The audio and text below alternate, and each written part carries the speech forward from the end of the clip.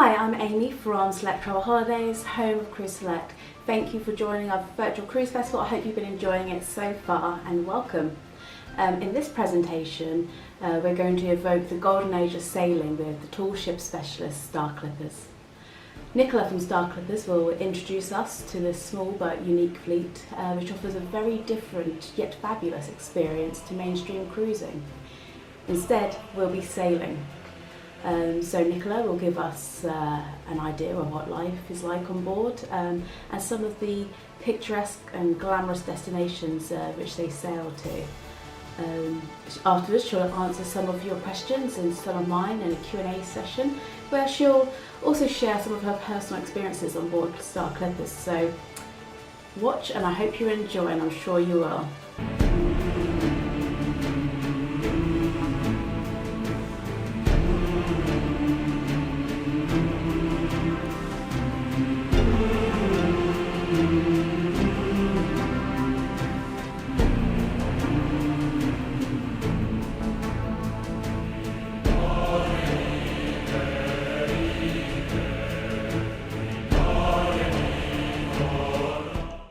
Well, hello, my name's Nicola and I'm lucky enough to work for Star Clippers in the UK.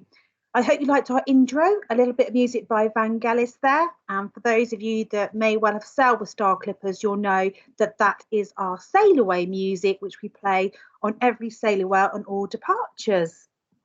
So as I said, I'm Nicola. I'm lucky enough to work here in the UK for Star Clippers. A little bit of background to Star Clippers. We're a family-owned business. The Craft family own fleet of ships, and they are originally from Sweden and now live in the beautiful province of Monaco.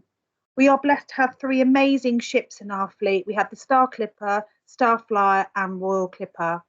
We've been trading through the UK, so selling to the UK market for over 30 years, and currently we have over 70% of our customers come back and sell with us time after time after time. And it really is no reasons to see why not they'd want to do this. We have these magnificent ships that sail across amazing waters and really are a sight for sore eyes when you see them out sailing. Now, Star Clipper and Star Flyer are identical sister ships. They were launched in the early 90s. They have 74 crew on board. They have 168 guests. And of course, we have all the amenities you'd expect from a mainstream cruise line. They're three-mast and they are absolutely beautiful to see when they're full-mast sailing across any ocean that you might be lucky enough to see them at. Normally at this time of year, we would see Starflyer transatlantic across to St. Martin in the Caribbean, where she would start her 6-month programme in the Caribbean out St. Martin, taking in some incredible islands in the Caribbean. Normally at this point, Star Clipper would all by now be in Asia, and she'd be sailing out of Koh Samui and then along to Phuket and up to Singapore. So some magnificent sailings in Asia. Our flagship is Royal Clipper. You can see there she's a 5-mast ship, so a little bit bigger than the other two. She holds 227 guests, and this is the only ship we've got that's got balcony cabins. So if that is something of your requirements, then you should be looking at Royal Clipper to sail on. Everybody who sees Royal Clipper is absolutely blown away by how beautiful she looks when she's out at sea. She really does glide across those waters and is a showstopper for any customers that see her in the Caribbean or in the Med. In normal circumstances, Royal Clipper would now be in Barbados, where she'd be starting her 6 months of sailing around the islands there, probably one of our most popular sailings from the UK for winter sun. And then she comes back to the Med for the summer season, where she sails out of mainly Venice. So some great scenery to be seen once you're sailing on Royal Clipper. But why do our customers come back year after year and want to sail with us?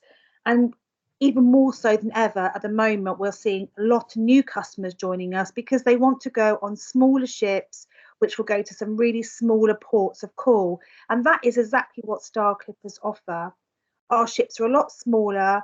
They give you that feel of having a private yacht experience, but at the same time, they give you all the modern amenities you'd expect if you were sailing on a big cruise ship. So you get all the traditions of sailing, but all the comforts of being on a mainstream cruise line.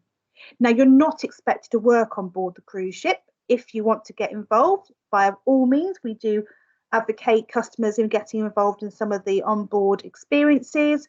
So if you want to climb the crow's nest and see some magnificent views from the top, and you've got the legs to go up there, then you are more than welcome. You are in a harness. You don't just go up there on your own willy-nilly. You are taken up with a member of the crew. Pretty much all customers at some point or another will experience this. It is like nothing else out there. If you want to go to the bridge and meet the captain, our bridge is open 24 hours a day.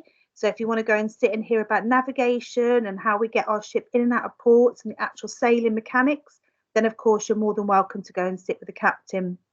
If you want to look around the engine room, or you have a desire to find out the ins and outs of the ship, every day our cruise director or hotel director will do a talk about the ship, where it's been, its history. They're really interesting, informative chats and are completely free for customers to go along and enjoy. You'll also see there are 2 tender ships. So when you get to somewhere in Asia, we use a lot of tendering. You can see they're quite big, so they can get you onto shore really easily. Now, if like me, your idea of holiday is lying on a sun lounger, you can see below there are plenty of sun loungers and pool areas should you wish just to relax on board the ship and just take in the scenery and relax. Something that's very popular on our ship is to go to the front nets at the start of the ship, at the front of the ship, sorry. Now here last year, we were really lucky enough that on the Croatian coastline, we had a lot of dolphin activity, and the customers that were sat in the nets whilst we were on sailing days had the most amazing experience of seeing the dolphins playing around in the front of the ship, following the waves and jumping around. It is magical. I myself have been on the front quite a few times. It can be a challenge to get on and off, but well worth it once you're on there. Now, the piece of music I played at the start with Vangelis was all about our champagne sunset sailaways. They are the highlight for almost everybody that sails on a Star Clipper. Every evening before sunset, the customers are asked to make their way up onto the top deck, where all the lights come on and a piece of music, as we just heard at the start, plays very loudly out of the ship with a glass of champagne as you sail away into the sunset. Now, for me, this is the part of our experience that makes you feel like a celebrity. Everybody on the port will come out and watch you as you sail away on this magnificent tall ship into the sunset with all the lights on, with lovely other customers enjoying the same experience. No 2 sunset sailaways are the same. The first one will always be your most memorable. Now, once you're on board the ship, it's full board. So breakfast, lunch, evening meal. Breakfast and lunch is served as a buffet. Evening meal is a six course sit down silver service dinner. Complimentary tea and coffee on board, as well as drinking water. When we're in the Caribbean or Asia, what we like to do is find a deserted beach, and we'll take the barbecue off the ship and we'll hold an al fresco lunch on the beach, where customers can enjoy the ambience of being on a deserted beach with loads of lovely fresh food. We don't include gratuities, so they are discretionary. It's down to yourself and what you want to pay. We don't do any all-inclusive packages, but I can assure you the drinks on board our ships are very cheap. A gin and tonic's €3.50, a beer's £4, and a cocktail's £5. Everything's in euros. It doesn't matter where you're sailing to in the world. We make it nice and straightforward that it's always in euros. If you'd like to do excursions, then you can book them on board. You'll find a lot of our ports of call will come right into the centre of the towns, such as Ibiza or Mallorca, and you can just get off the ship and do your own thing. However, if we're going to somewhere a bit more historical, where you'd like to go and learn a little bit more about the destination, you can book this when you're on board the ship. So dinner is a wonderful experience on board our ship. It's one of the highlights for customers. They've been out all day, had the most amazing time, visiting some great sites, and then they come back in for their evening meal. It is very casual. Gentlemen are asked to wear long trousers, and we don't make you sit anywhere you don't want to sit. So if you'd like to sit on your own, we will make that happen. However, the maitre d' will always ask what language you speak, to make sure if you are sat on a table with 6 others, then at least you can have a conversation in the same language. We like to do our captain's night, as all cruise lines do, and of course the baked Alaska will definitely come out. Now, when I joined Star Clippers and they showed me this picture, I actually couldn't believe this was inside our ship. So this is the atrium inside Royal Clipper, and as you can see, the decor is completely in keeping with the ship. It's beautifully designed, really easy to navigate around, and her look and feel really takes you back to an era when cruising really was for the elite. But this is where it all happens, the tropical bar. On all of our ships, our bar areas are called the tropical bar. And you can see there it's outside, but on the other side of those doors, it will take you to the indoor seating area. Plenty of seats, plenty of staff to serve you from your seats. You don't have to queue at the bar. This is where our entertainment takes place. What I will say about our entertainment, it's very tongue-in-cheek and it's not compulsory. So you'll find the crew do a lot of the entertainment on themselves, whether it's Royal Clippers Got Talent, whether it's Dancing in the Stars, it's a quiz night. It's always very low-key, and you can take part if you want to. It's really good fun and very sociable at the bar area. We find a lot of customers will come here in the evenings to chat about their days before perhaps having a little some music before heading off to their cabins. Now, water sports free on board Star Clippers. So as you can see there, there's a choice there whether you want to go kayaking, paddle boarding, if you want to go snorkeling, it's all completely free. Now on Royal Clipper, as you can see from this picture, the back of the ship comes down and is used as a platform. Now, for all you water babies out there, this is fabulous, especially if you're out in the Caribbean and you've decided moored up and you're a few miles from land. You can take this opportunity here to dive off the back and really enjoy the ocean. Don't worry, if you don't want to use this, you can of course jump on the tender, which will take you to land, which is where the rest of our sports team will be to give you the equipment such as paddleboards or kayaks or canoe if you want to use them. But it really is a fabulous experience to jump off the back of a Royal Clipper into the beautiful ocean.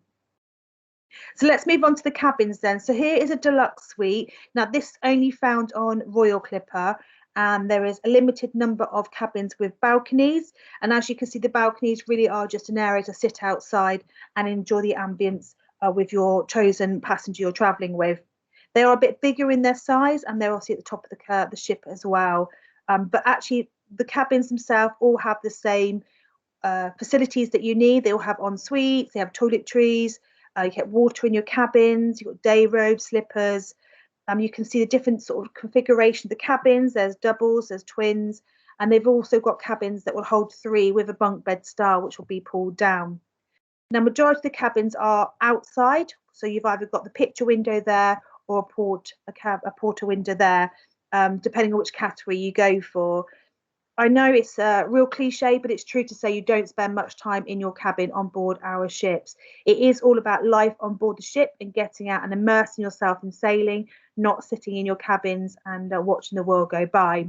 However, if you do like to retire back to your cabins, you can see there's TVs which you can catch up on the local news or the BBC News, or if you just want to lay back and listen to the sound of the waves, you can do so as well. So where do we sail? So I've mentioned a few of the ports of call that we go to, and of course where we are currently, but let's just talk about Southeast Asia. Now, this time last year, I was lucky enough to be going out to Thailand, and I did the Thailand and Malaysia sailing, so from Phuket down to Langkawi and back up again. It completely opened my eyes to a different part of Thailand, and what an amazing place to go experiencing the beautiful waters, the snorkeling, meeting local people, trying local food, and really feeling like you are the only cruise line sailing around this beautiful national park. And 9 times out of 10 you will be, because we are the only cruise line that's got permission to sail around a lot of these national parks. And they are uninhibited beaches where you can go and lay on a beautiful white sandy beach when no one else is around you. A truly amazing experience. Then we've introduced our Koh Samui and then on to Cambodia, which of course you can go and see the fantastic views sites of Cambodia, which is an amazing country to go and see, up there into Thailand and back to Koh Samui. And what's great about these particular ones is you can add on flights and tours, pre and post hotels at a later date. Just to give you heads up, we are actually going to be moving Star Clipper out of Asia in the end of summer 2022, the end of winter 2022. So if you want to go around Asia, this really is your last chance to book. Some of the most popular sailings we've ever done has been around Indonesia and Bali and into Borneo. Fabulous sailing conditions, wonderful scenery, and amazing extensions to go and see those wonderful orangutans or have an extended time in Bali and really enjoy the local culture. Our biggest seller by far is the Eastern and Western Med. Eastern Med's by far my personal favourite. As you can see there, we've got a fantastic sailing from Athens, which goes to Limnos, Poros, Skiathos, Skopolis. This used to be called the Mamma Mia sailing because all those islands have got a connection with the Mamma Mia film. But do not worry, you're not made to sing Mamma Mia at any point on board the ship. That will be on Starflyer. And then the Western Med is predominantly going to be Royal Clipper out of Venice. And as you can see, she does the Croatian coastline. She does parts of Greece.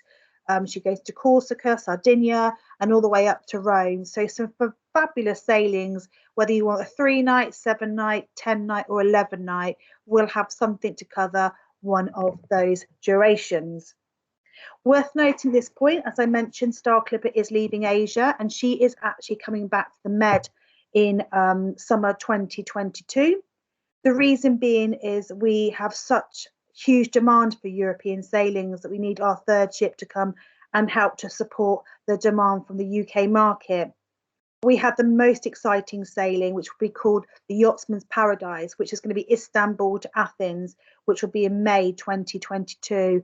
This will be an amazing way to see both Greece and Turkey. Sailing out of Athens and into Istanbul or vice versa has got to be one for the bucket list. Now we do our ocean crossings, so every year Starflyer and Royal Clipper make their way from the Mediterranean to the Caribbean. It's one of our most popular sailings for repeat customers. It is 12 days at sea, so not for the faint-hearted. And then the ships arrive into the Caribbean. So we've got Royal Clipper in Barbados. She'll stay back-to-back Barbados for the whole of the winter, and the same with Starflyer into St. Martin. We go to some beautiful Greek islands that the big ships don't go and visit, and go to and get to sail around these beautiful waters on board a tall ship is like nothing else you'll ever experience. So the most popular areas that customers want to discover when they're traveling with us is the Monaco Grand Prix. We are sold out for next May, so it will be about May 2022. This is a great way to extend your stay and have a couple of nights in Monaco and get to see the most famous Grand Prix of all time. Panama Canal, again, so popular to transit through the Panama, something that's on a lot of people's bucket lists, as well as going to some amazing smaller islands like Skopolis, Skiathos. So new for 2022, Star Clippers, as I mentioned, will return back to the Med for summer 2022.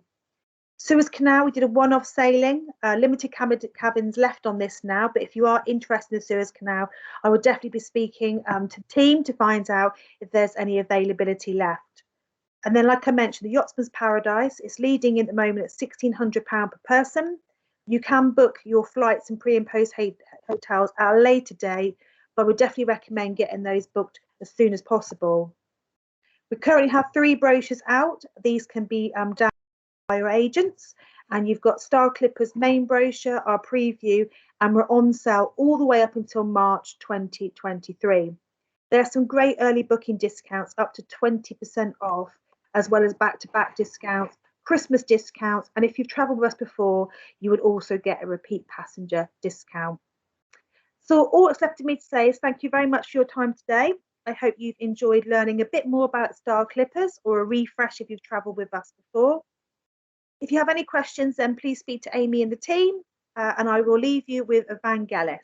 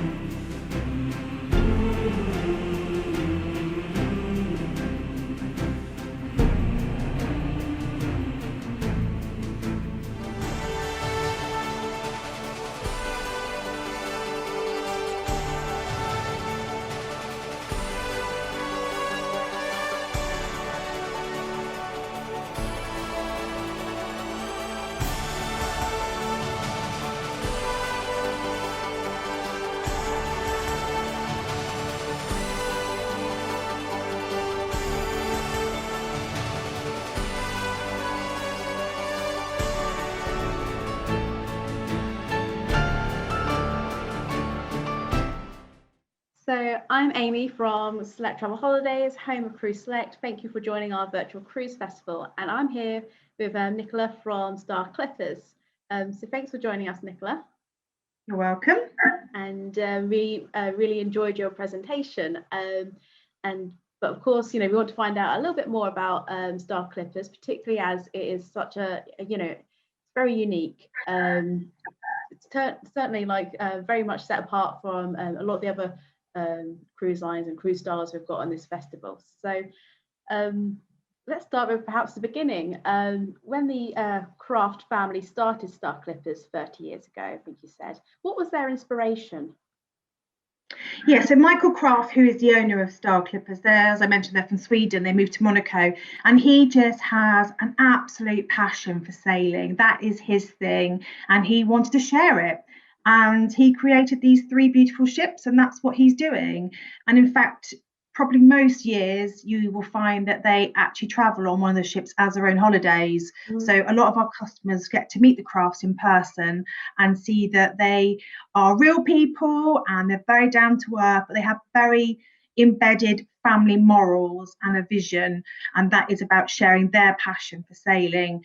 And that really is how Michael created Star Clipper, and then the rest of it's history. Excellent. Well, I mean, at Select Travel Holidays, we always like our family-owned businesses. So. Yes. I think there's definitely something to be said for family-owned businesses. You do tend to find there's a certain ethos with them. There is. Yeah. It gets embedded. You'll find that the whole of, doesn't matter if you're talking to one of the captains or I don't know, one of the guys in reservation team. We're all made to feel part of the Craft family. And when you look at some of the crew on board our ships, particularly our captains, they've been with us since the start. The crew don't leave. Michael treats them as his own and looks after everybody. And I think when our customers come back time and time again, they create, as with every cruise line, a relationship with the crew, and that's really evident with ours because they don't leave. They want to work for Michael, and they want to do the best by him. I mean, I think the crew can really be one of the highlights of any cruise. I mean, they're such an integral part of it. And when you can tell that they have satisfaction in their job, that they're happy to do, that I think does. It speaks volumes. If you go on a cruise, you're meant to. It does. I think if you get on the cruise and that crew genuinely want to be there, they're not just there because it's a 6-month contract and that's just what they do. They want to be part of your holiday and make it special, and that is one of the uniqueness we offer customers. Intimate sailing that you wouldn't get on a big cruise line, but also the fact that returning guests each and every year will tell you how much they really enjoy sailing with our crew. And don't forget, they are crew on our ships because they do have to actually sail the ship. It's not as easy as just pressing a button. And of course, when Michael or his daughter or his wife or his son's on the ship, that they don't hide away in the owner's suite. They are there on the ship to be part of the experience. Excellent, thank you.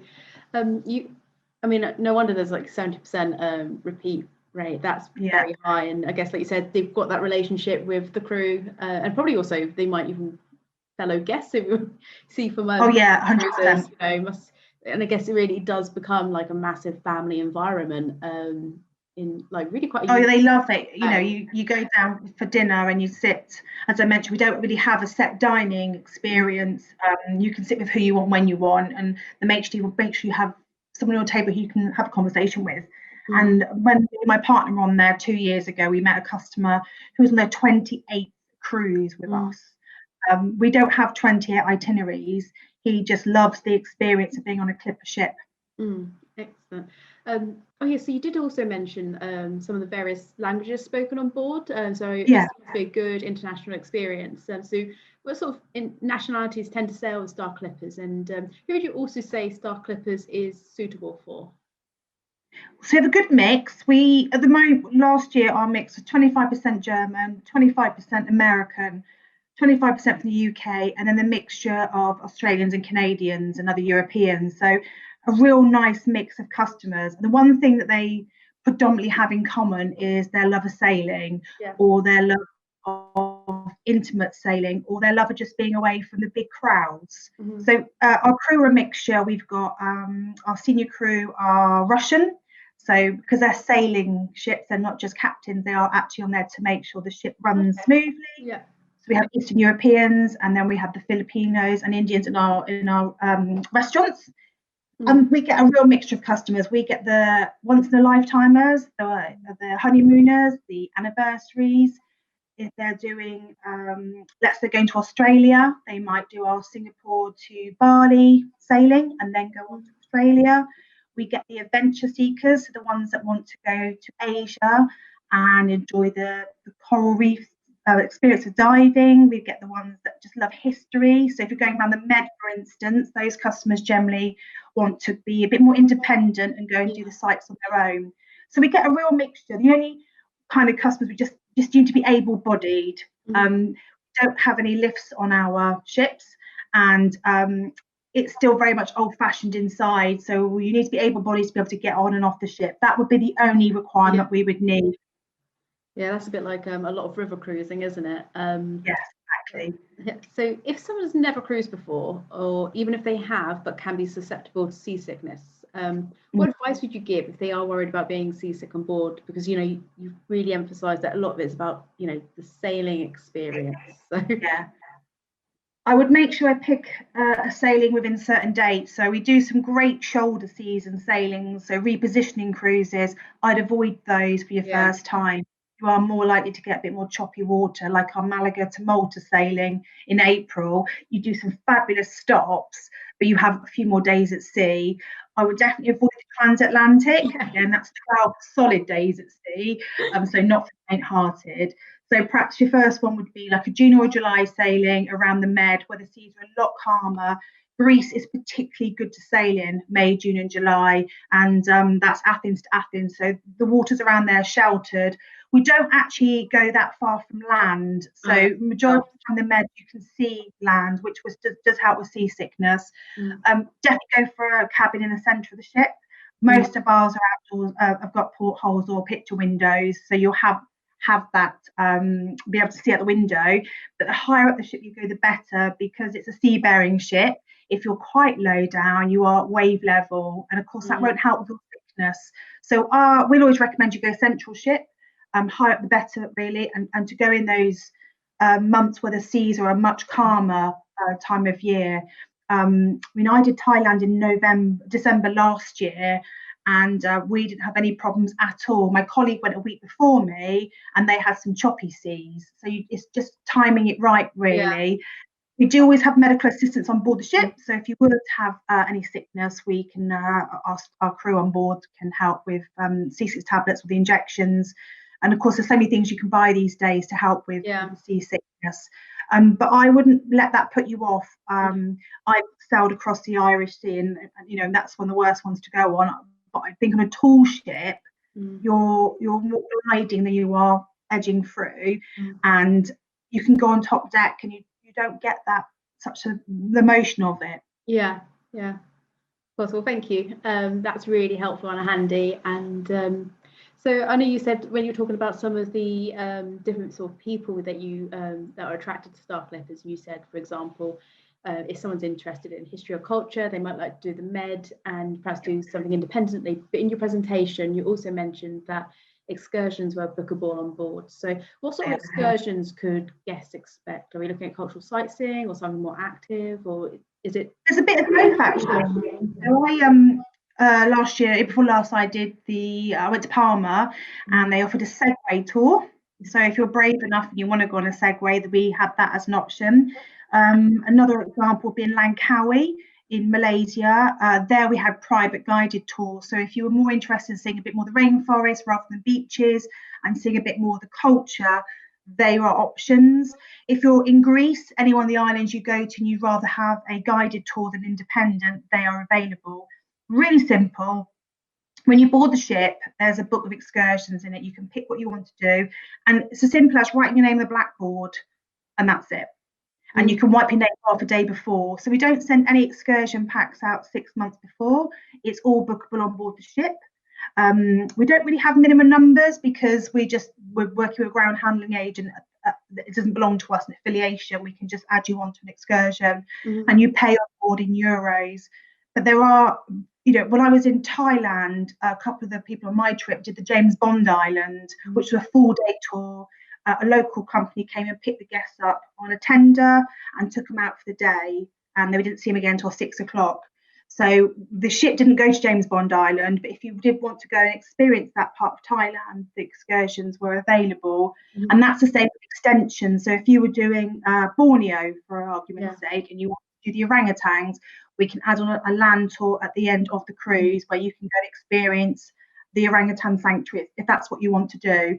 The excursions range from 75 euros per person up to 200, depending on which excursions you're doing, on which sailing. I mean, the Caribbean islands, we do offer excursions to the Caribbean islands, but when you're pulling into small, tiny, remote ports, most customers just want to do their own thing, but there'll always be an option to do excursions. Excellent, thank you. And I know you also mentioned like the water sports, which looked really, fabulous and great fun. So Royal Clipper has a marine platform. So how does that work on, Star Clipper and Star Flyer? So what happens on Royal Clipper also, actually, apart from you have got that platform, is we have a sports crew on board our ship, and there's 6 or 7 of them, and every single stop we make, they will fill up the tender and take our Zodiacs, so the smaller like floatable, fast-paced little boats onto the beach, and they'll go back and forth the ship all day long. So customers can come off onto the beach, all the water sport items will be there. Now, if you're in Thailand and the Caribbean, we have selected sailings where we have a qualified scuba diver on board, and they are excursions. So in that case, you would be taken off the ship on a tender with her or him and taken off to do your diving. But as far as it goes for like swimming off the ship, you can only do that off Royal Clipper. The other two don't have that facility, but all of the water sports are taken onto dry land, so customers can then use the kayaks, snorkeling equipment, the canoes. The Zodiacs, I went on a Zodiac last year. They're extremely fast. You do have to hold quite tight as they spin you around all of the waves and out to the little islands. But of course, in moderation. So if we've got customers perhaps that are a little bit more fragile, they're not going to go at that speed. They do chase the ship. So what they do in Thailand is they play Chase the Clipper, where Star Clipper will have full sail and she'll be sailing around the national parks, and then you follow her on a Zodiac. It's probably one of the best experiences I've ever had in my life. And one of the girls I was with, she cried because we got to go underneath the ship, all around the ship. We got to see the crew come on top deck, and seeing it from a distance was just mesmerising. So that's free. We don't charge for those experiences.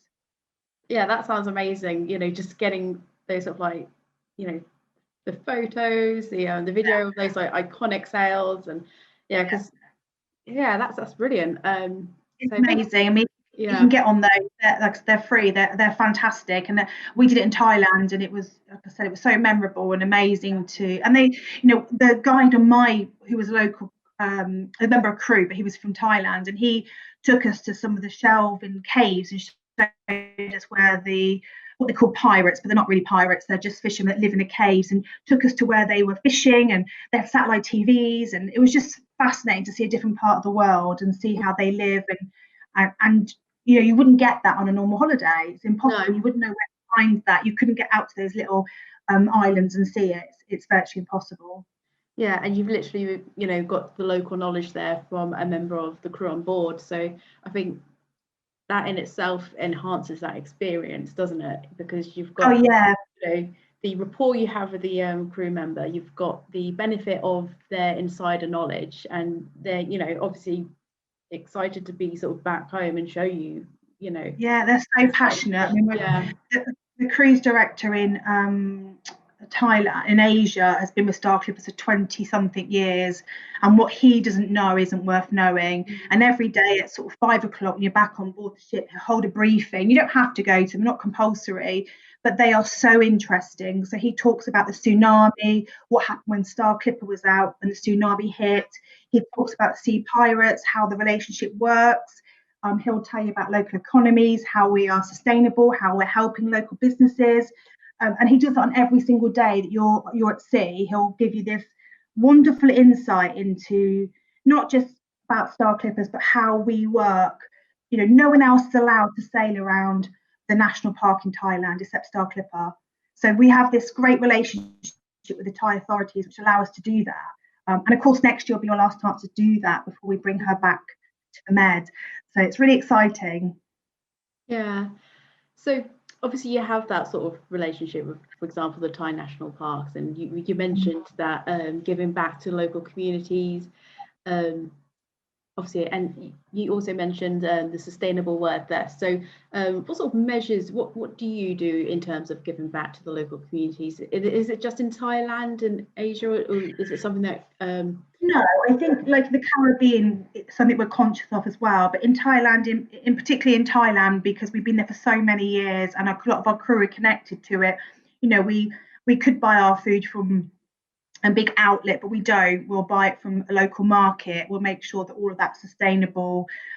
We try to give back with when the customers go on excursions, and we'll try to use local guides as opposed to big corporate businesses. So we built those relationships up with these locals all through our crew who know the right people. And the crew are great for giving top tips. You know, when I went to Langkawi, they told me to go and order a taxi, and I wanted to go and do the cable car. You know, they did all that for me, and they didn't ask me for any money for it. They just did it all for me because they knew that by giving back to that local economy was going to help them, not necessarily a corporate business we might use. So we are very much keen to make sure we have that ethos. And as we're not big ships, we're not tanking loads of fuel, we're not emptying into the waters, we're being a lot more sustainable, we don't carry as much food. So all those little things do add up to a greater, bigger picture. Yeah, excellent, thank you. So we've had a little look at the sort of, you know, travellers you have on board Star Clippers.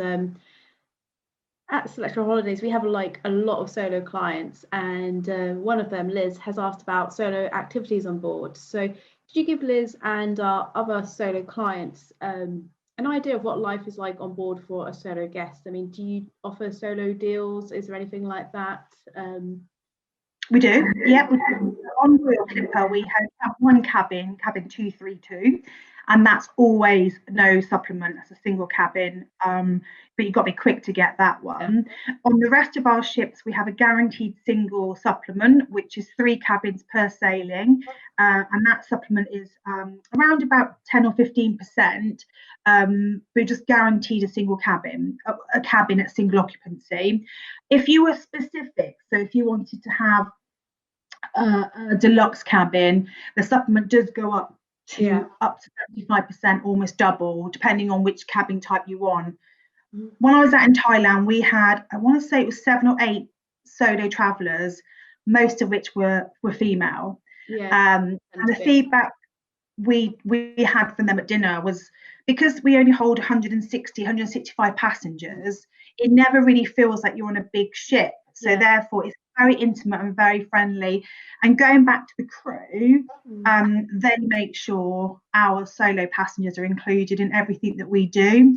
We don't really have, you know, activities as like, you know, solo dining, or everything's pushed into one big happy holiday. We don't have I'm trying to think, like when I've worked in river cruising, we would have like a host that would look after all the single passengers. We don't have that. We don't have that type of customer.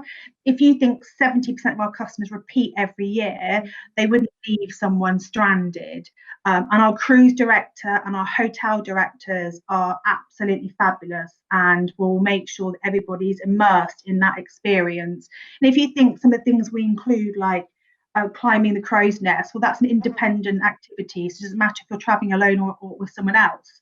It's something you can do. If you want to get involved in the rigging, a great way to meet people, as long as you've got strong arms and you can pull those ropes.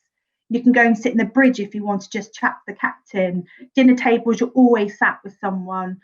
The ship's so small, you never feel like you're on your own, but there's plenty of room for you to go and sit and have some time alone if you want to. Christmas, we offer no solo supplements. So if you wanted to get away for Christmas, you'll find we don't offer any. Customers can go with no supplements at all. But the rest of the time it is 3 per sailing, but you do have to be quick to get those. Yeah. If we were out of the 3, as a preferred partner of ours, we'd also try and get you any extra cabins if you needed one for any of your customers. But I would say my experience of being someone who does travel on their own sometimes, that a small ship is the way to go, because you always make friends really quickly. You can't get lost. You're not a number. You are part of that. And everyone who was on the Thailand cruise, all those ladies that were traveling on their own, never saw them on their own. Never. They were always with other passengers. So I don't think it's something to be afraid of. You wouldn't get lost. But we don't have a host. That's what I'd say on that. Well, I suppose, you know, with the attentive and friendly crew you've got on board, it's not necessary to have a specific host. And also, you know, I think it goes back to, we were talking about that family ethos that you get on board. So, and again, like-minded travellers will have plenty to talk about over, you know, a pre-dinner cocktail, or, you know. So that's absolutely what happens when guests get back on after a day out. We normally set sail around about 7:30, 8 o'clock in the evening, so we need everyone back on by 6. And at that point, most people meet in the tropical bar area and have a coffee or a cocktail, a sail away cocktail, a little chat about their day. And then before we have dinner, we have our sail away upstairs, where everybody goes to that. So, you know, everything we do that's meaningful on board the ship, everybody's included. There's no exclusions. Unless you want to be sat in your cabin and have some time out, then, you know, then you can. But the ethos of the family business runs for everybody. Excellent, thank you. So we have mentioned that Royal Clipper is different to the other 2, which are sister ships, and it's the newest and the largest, and it features a spa and gym on board. So could you just tell us a bit more? So does your spa area include a sauna or steam room? Because one of our clients, Janet, is keen to know if saunas and steam rooms are available on ships, perhaps with restricted access given COVID. Is that an issue? So we haven't got the official word on the new COVID rules. All we've got so far is on Star Clipper and Star Flyer, we've taken 2 cabins off sale, and they've now become medical centres. Because our ships are so small and so close to land, we've never had to have that as a necessity. But now, because of the new restrictions, as far as the gym and spa and any facilities, no, we don't have any guidance of yet, because we're not sailing. So we expect by January the WHO to give us a bit more specific guidelines for every nationality. Now, if it was a UK only sailing ship, we could obviously put our own rules in place, because we would have the same nationalities on board. But because we carry so many different nationalities, we do have to wait for guidance. And that may be that we don't use the spa on Royal Clipper, or we may not have to be able to use the jacuzzis. But at this point, we don't know what that's going to look like.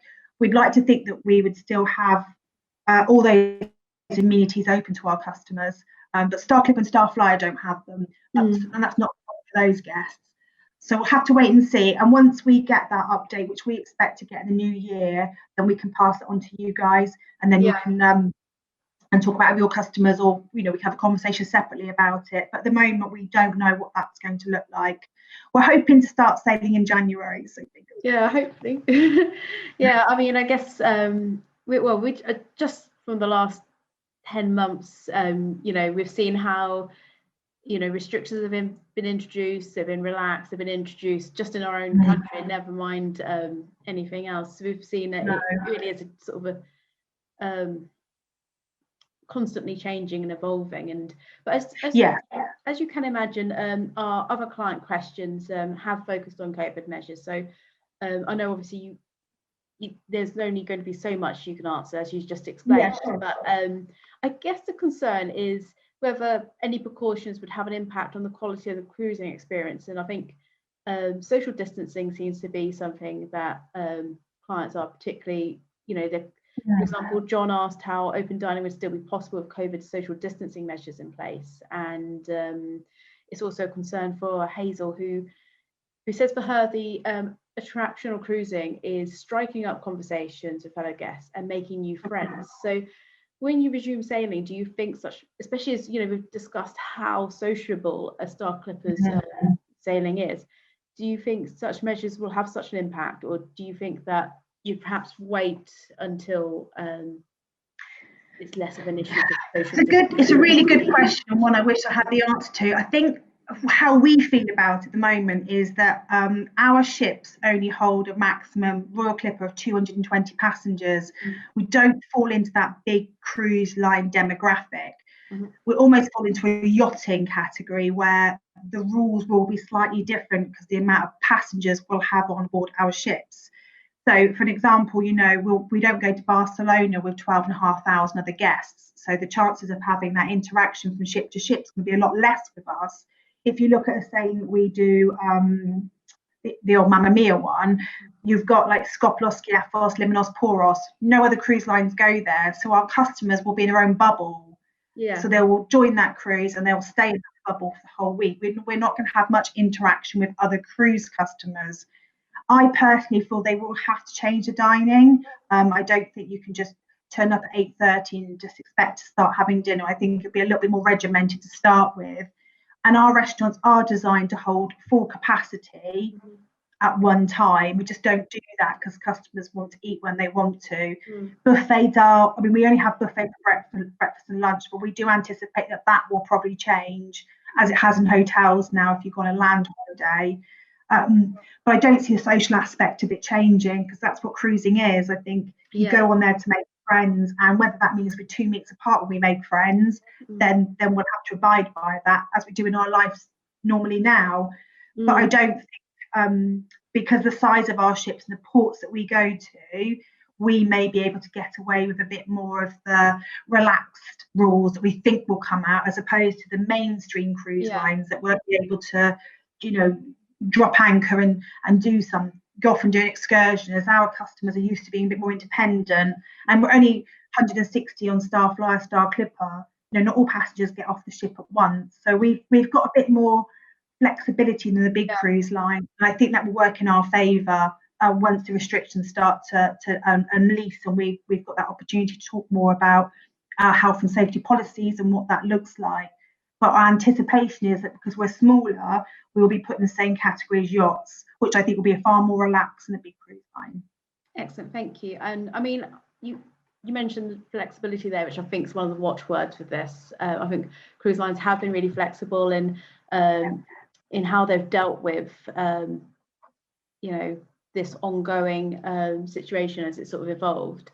And I think also adaptability. You said, you could still socialise just 2 meters apart. It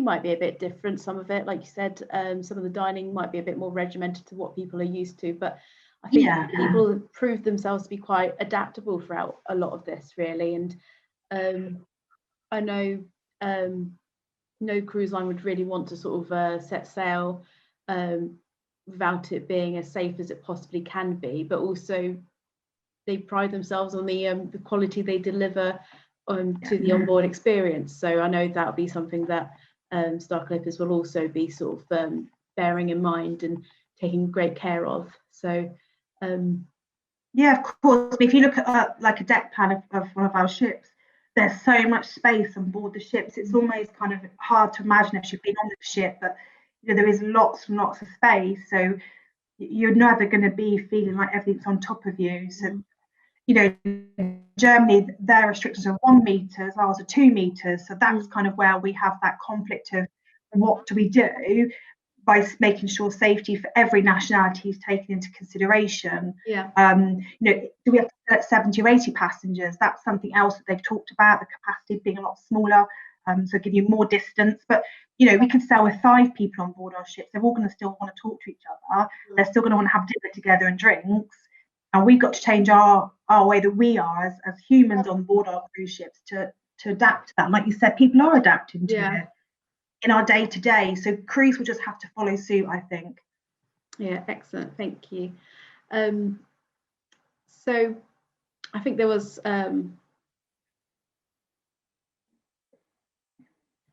there was another question about from a different John about the extra precautions that have been taken at ports and on excursions. But I think, like you said, there's a lot of different national frameworks we can sort of wait and see for.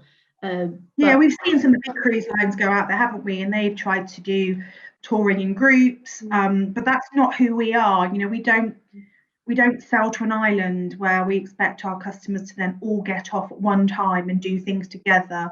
Part of sailing with Star Clippers is the sailing and also having that independence when you get to where you want to be and doing your own thing.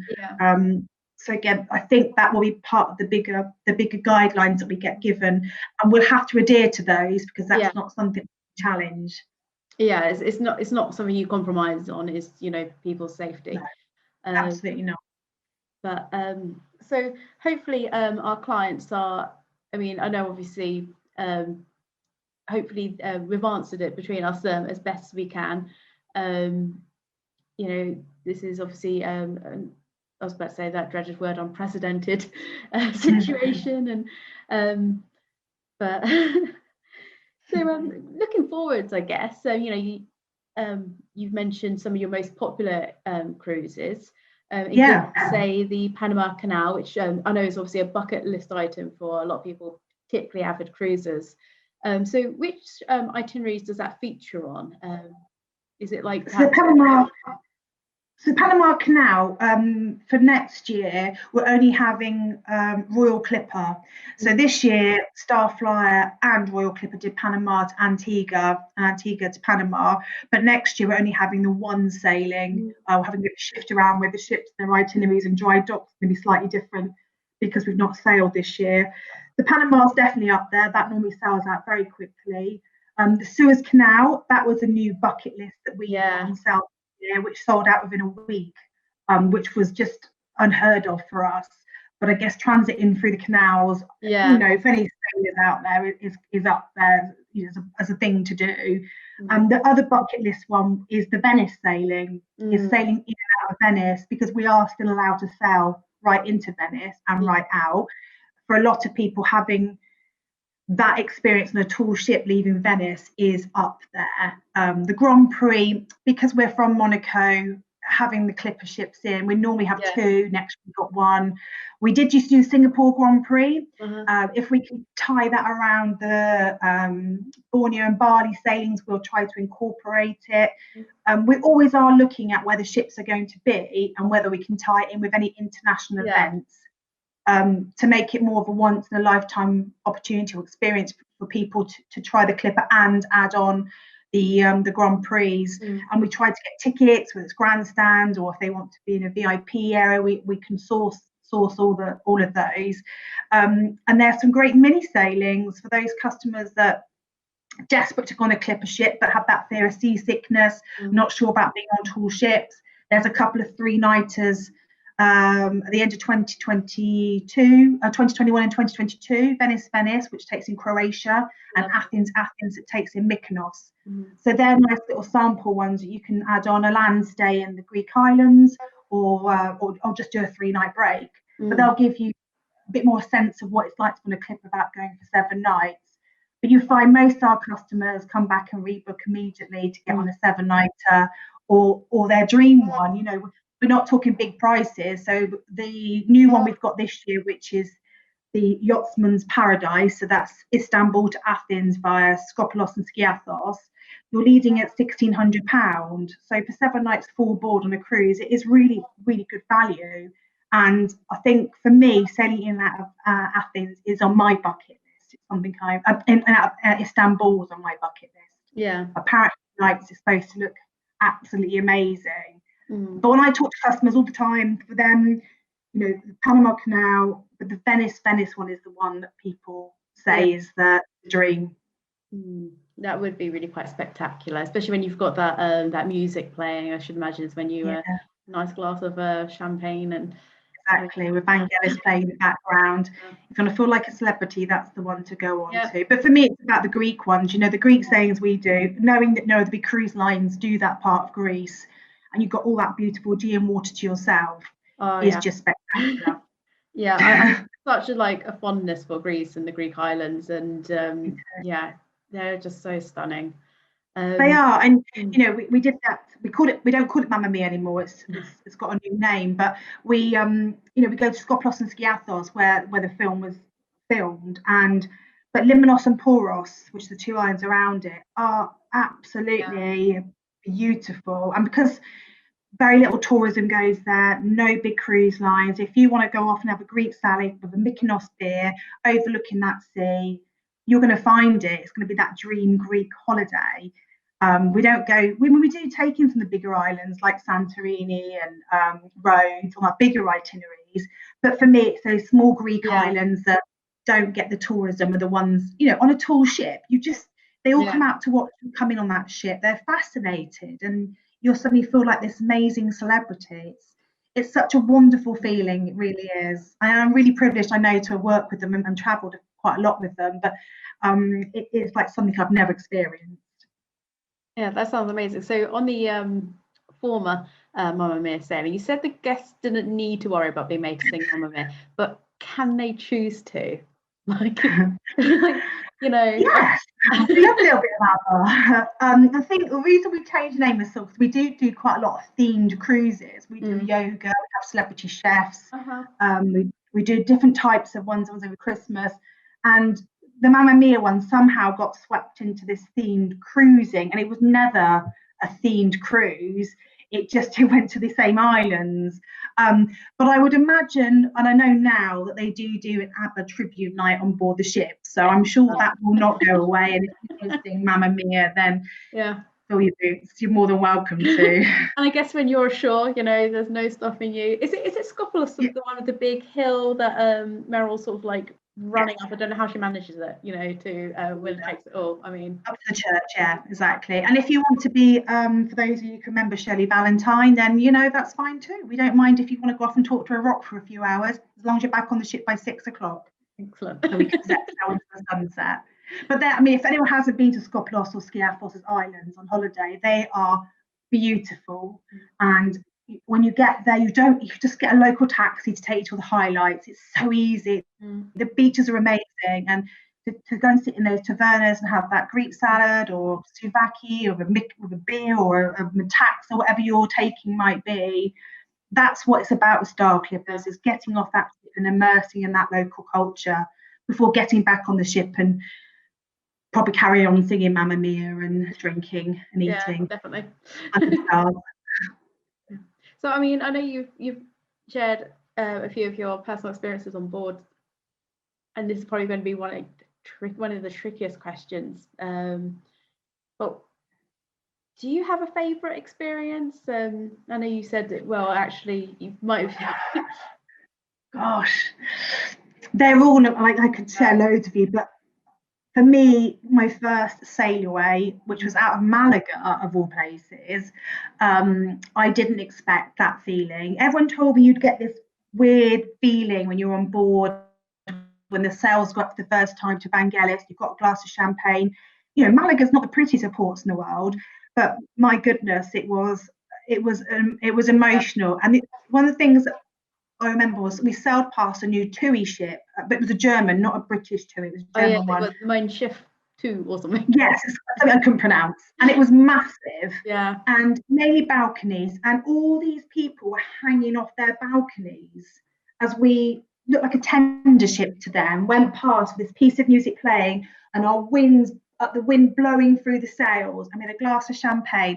And I thought, life does not get better than this. It was amazing. So for me, that was my biggest highlight. My second one is sailing into Ibiza.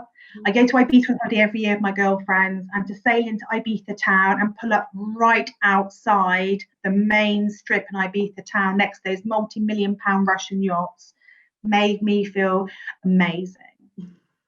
And I didn't have to walk far back with my shopping bags either at the end, because shopping Ibiza town's amazing, and I could grab everything I needed into those bags and back onto the ship. Excellent.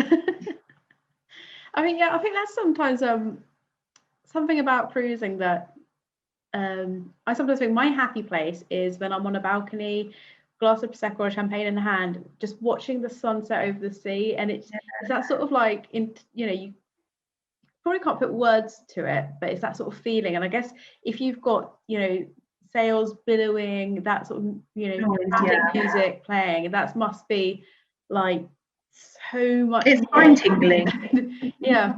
Those sails going up and that music, it's haunting. It stays with you. And you know, I'm lucky enough, like yourself, I've travelled all over on different cruise lines and river ships, but I've never been made to feel quite like that.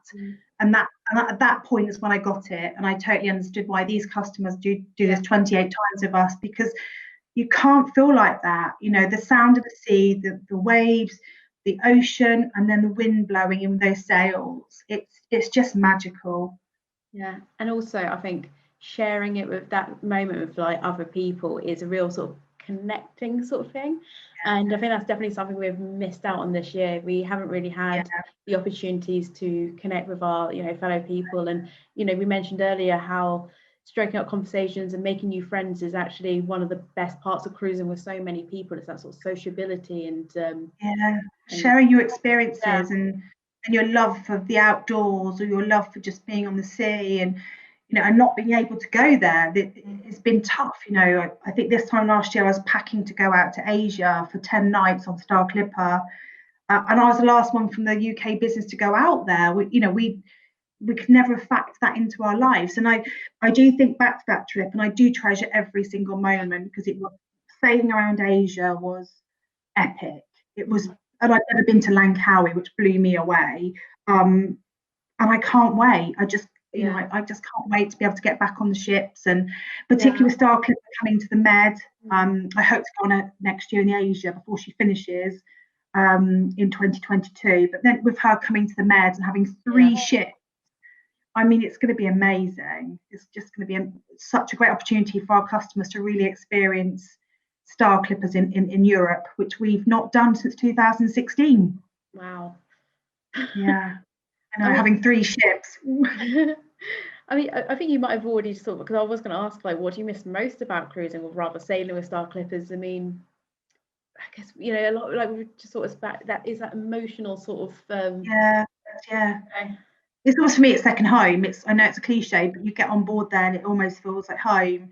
And you set sail into the sunset, and that music and the staff, and everyone's so relaxed. There's no hierarchy. There's no kind of like, we don't have lots of different cabin types. Everyone's pretty much on an even level playing field. The captain, you know, he's sat in the bar most mornings having his little Greek coffee, and you can go and sit and chat to him and talk about the weather and where we're going to go today and what's going to be the highlight and when should I get off the ship and what's the best island to go and visit. It's non-stop. Yeah. You know, you just don't feel, and I just miss the freedom. I miss the freedom of the sea. I miss the freedom of going to small Greek islands, meeting new people, and like you, I'm a massive advocate of getting travel up and running again. And I can't wait the day that they say, you know, cruise ships are allowed to sail.